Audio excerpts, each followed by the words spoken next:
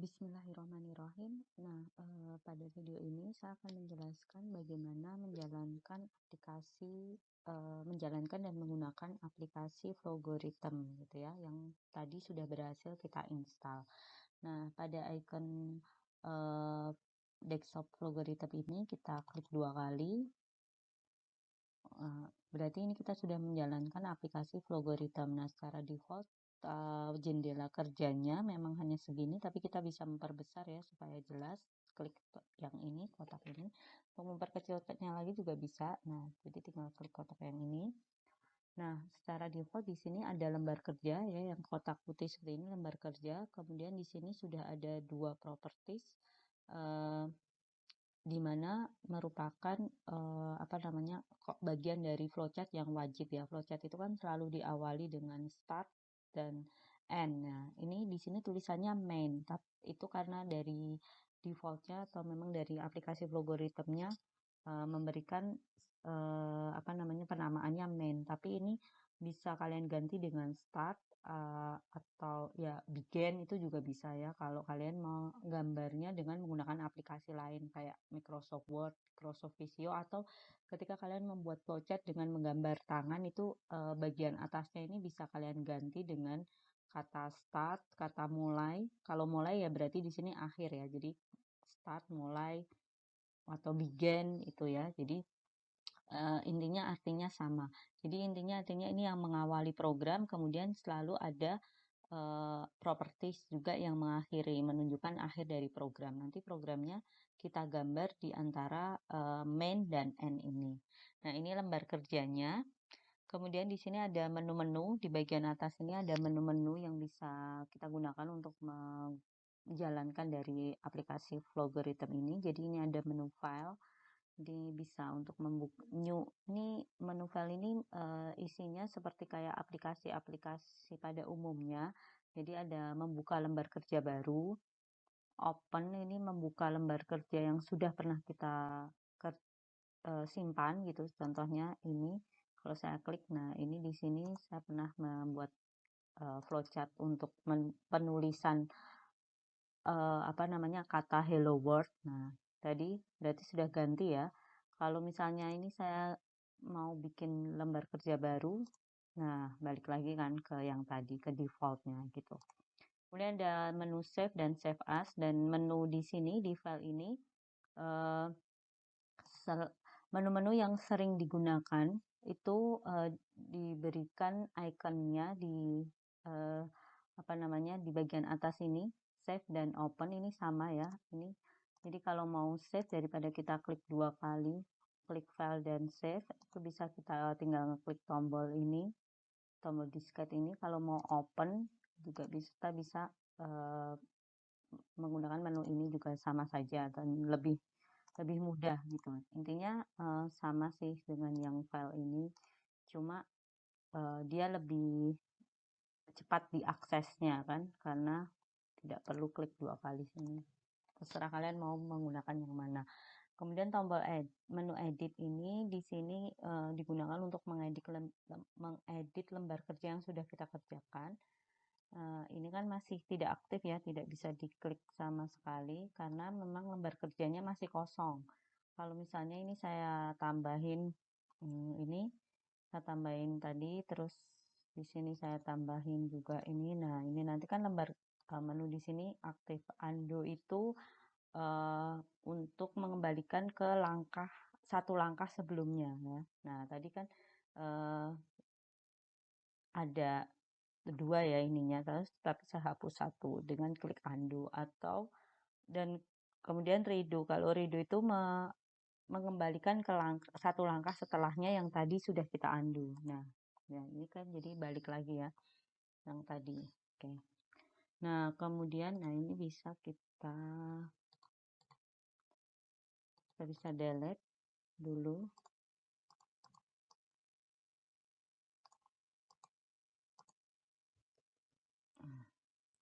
Karena mau nanti kita membuat flowchart yang lain ya. Jadi itu untuk menu edit baru aktif ketika lembar kerja kita memang sudah terisi gitu ya. Kemudian ini ada menu program untuk menjalankan dari flowchart-nya itu sendiri. Nah, jadi gini, kan flowchart itu adalah salah satu penulisan algoritma. Algoritma itu bisa dituliskan dalam bentuk bahasa alami, bahasa pseudocode, atau dengan flowchart. Nah, kemudian dari algoritma itu nantinya akan ditranslate ke bahasa pemrograman oleh programmer untuk menjadi suatu program. Nah, bagusnya aplikasi Flowgorithm ini ketika kita menggambar suatu flowchart suatu program, dia bisa langsung mentranslate ke pseudocode dan bahasa pemrograman yang kita gunakan. Jadi tugas programmer itu lebih mudah. Kita tinggal hanya eh, membuat satu saja kayak bikin flowchartnya itu nanti langsung bisa ditranslate. Seperti contohnya ini ya. Tadi kan saya kan udah bikin ya ini tadi. Nah, ini Hello World ini. Nah, ini ketika kita klik source code viewer ini, nah ini sudah ada kan pseudocode-nya. Jadi kita tinggal menyalin saja atau nah kalau mau source code bahasa pemrogramannya gimana? Kita tinggal klik tombol ini. Di sini ada banyak sekali bahasa pemrograman yang bisa kita ini ya, apa namanya? Kita lihat kodenya dari flowchart yang kita buat, misalnya Python ya. Nah, ini gini. Jadi untuk bahasa pemrogramannya dari flowchart ini tuh ini. Nanti kita ketikkan ini di lembar kerja Python, nanti kita bisa punya program yang eh, keluarannya adalah tulisan Hello World gitu. Jadi program ini nanti maksudnya adalah kita menjalankan si flowchart-nya itu. Misalnya kita klik run, nah itu nanti apa namanya muncul Hello World ya, karena dari kodenya kita ingin ada outputan Hello World gitu.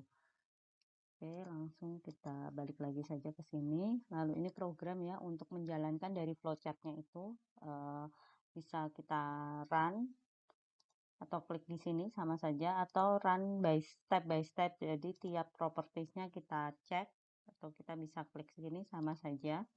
Dan kalau run speed ini, nah di sini ini ikonnya ya. Ini untuk runningnya mau secara medium, secara fast atau secara lambat ya, slow.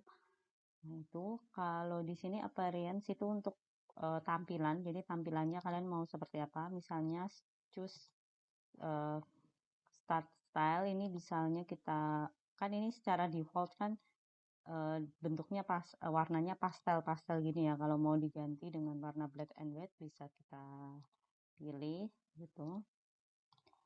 Atau yang lainnya ini juga kalau mau diganti ini kan inputan secara defaultnya atau dari sananya warnanya biru, tapi kita kalau mau ganti bisa diganti warna lain.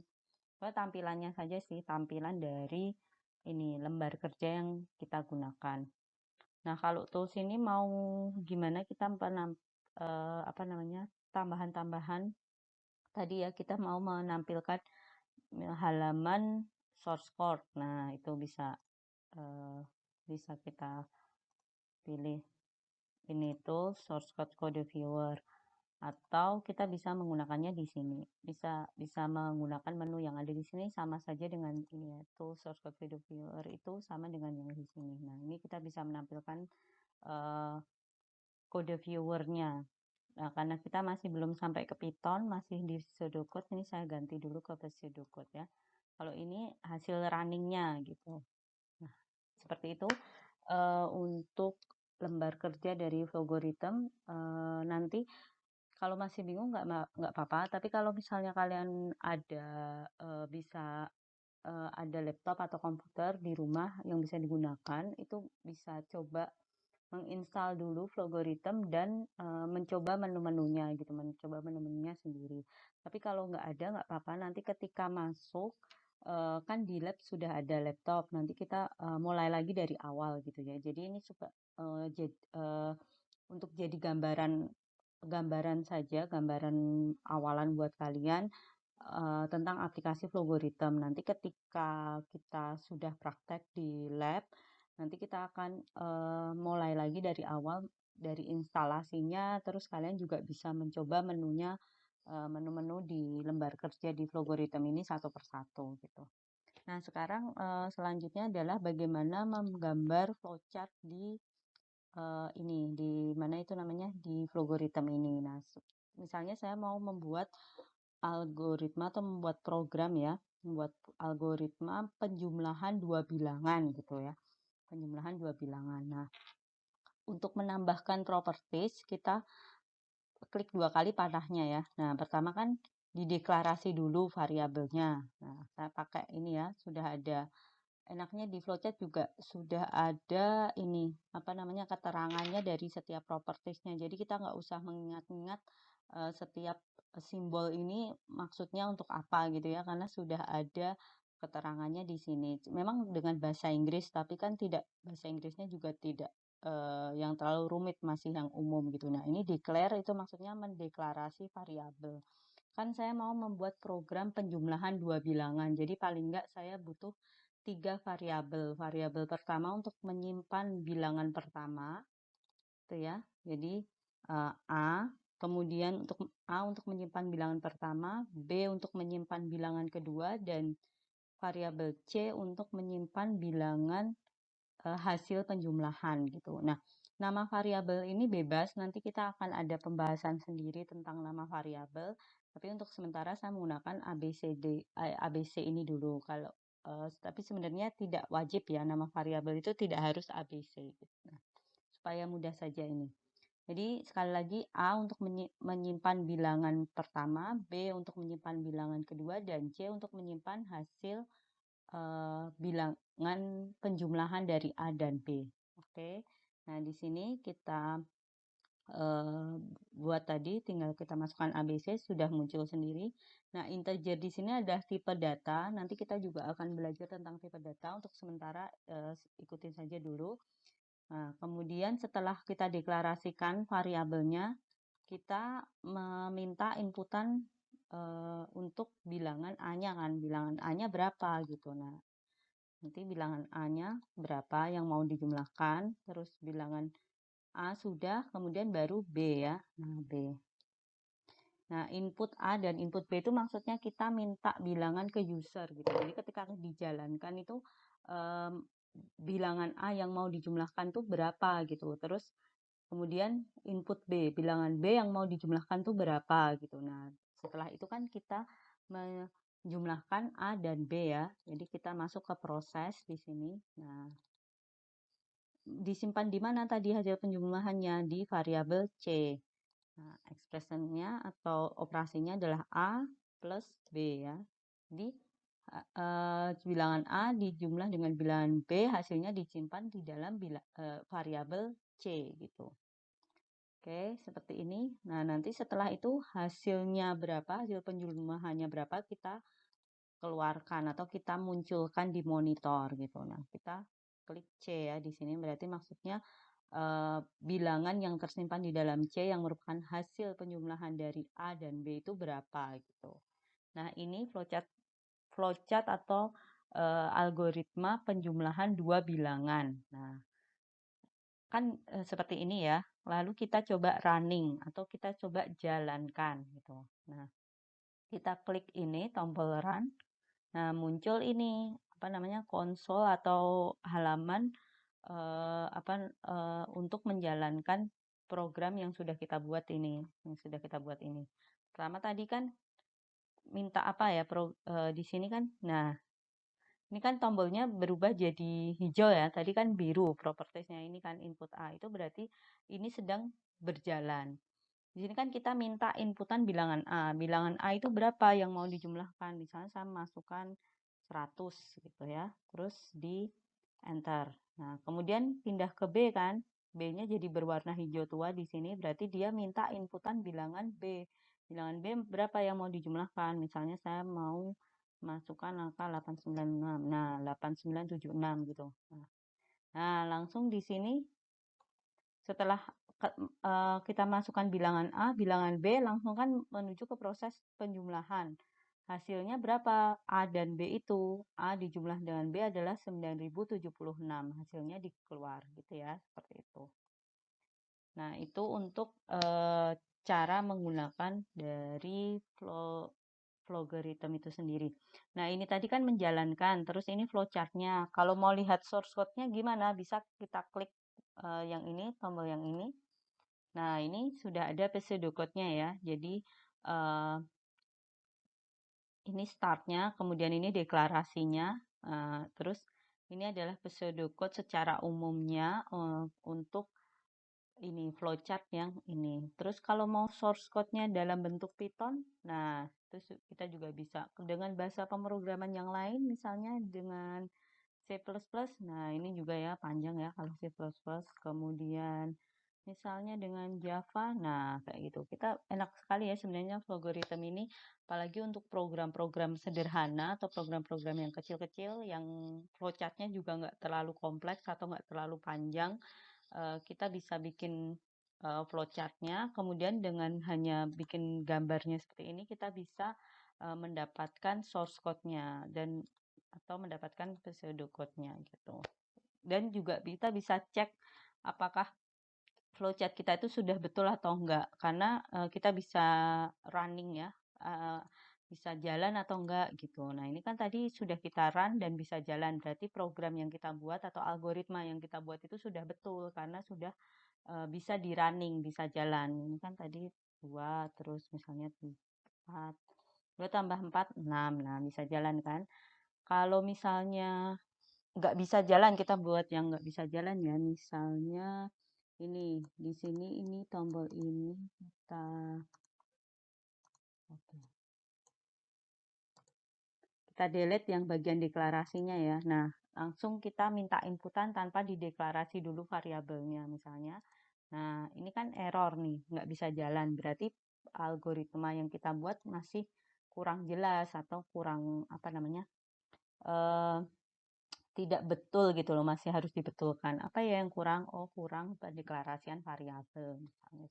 Jadi kita bisa ngecek juga sebelum kita benar-benar mengetikkan program kita di apa namanya lembar kerja untuk bahasa pemrogramannya gitu. Nah, itu sekilas tentang logarithm. Eh, Sekali lagi kalau masih belum jelas, nggak apa-apa karena kan eh, belum nyoba langsung ya. Nanti kalau nyoba langsung di komputer atau di laptop pasti lebih mudah memahaminya. Nah, untuk sementara ini video ini sebagai gambaran awal saja.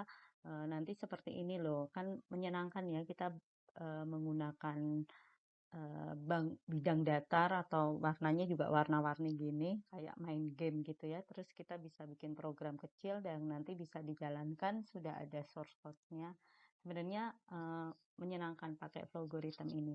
Nah, sekali lagi nanti ini sebagai gambaran awal saja supaya nanti ketika sudah praktek nggak kaget-kaget banget, dan malah lebih bagus lagi kalau nanti juga karena sudah melihat video ini jadi nggak tidak memulai dari awal gitu, tapi nanti ketika praktek kita akan mulai dari instalasi, jadi kalian akan menginstal di laptop di lab sampai ini juga pembuatan dari flowchart yang apa program-program kecil yang kita jadikan latihan gitu.